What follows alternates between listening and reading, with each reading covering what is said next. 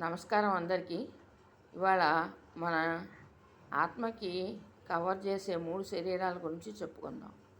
స్థూల, సూక్ష్మ, కారణ శరీరాలు అన్నమాట ఈ 3. స్థూల శరీరం మనం అందరం చూస్తాం, బాహ్య కర్మలు చేస్తూ ఉంటుంది. ఇది పెరుగుతూ తరుగుతూ ఉంటుంది, చివరికి జీర్ణించి మరణిస్తుందన్నమాట. తర్వాత సూక్ష్మ శరీరం. ఈ సూక్ష్మ శరీరం జ్ఞానేంద్రియాలు, కర్మేంద్రియాలు, పంచప్రాణాలు, అలాగే అంతఃకరణ చతుష్టయంతో కలిపి ఉంటుంది. ఇది స్థూల శరీరానికి ప్రాణశక్తిని అందిస్తూ ఉంటుంది. అంతఃకరణ కలలు కనటం, మనసు యొక్క కర్మలు చేస్తూ ఉంటుంది. ఇక మూడోది సూక్ష్మ శరీరం. స్థూల శరీరం, సూక్ష్మ శరీరం అయిన తర్వాత ఉన్నది కారణ శరీరం అన్నమాట. ఈ కారణ శరీరము కర్మలు చేయదు, కానీ ఆత్మను కవర్ చేస్తూ ఉంటుంది నిద్రావస్థలో. ఒక రకంగా ఆనందమయ స్థితిలో ఉంటుందన్నమాట. ఇది అజ్ఞాన స్థితి.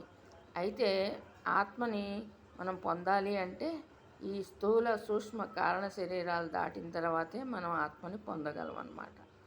దీనికి సంబంధించిన మనం అనుభవాల్ని, మన జ్ఞానాన్ని, మన సాధనని బట్టి మన జీవితం ముందుకెళ్తాం అనేది ఉంటుంది.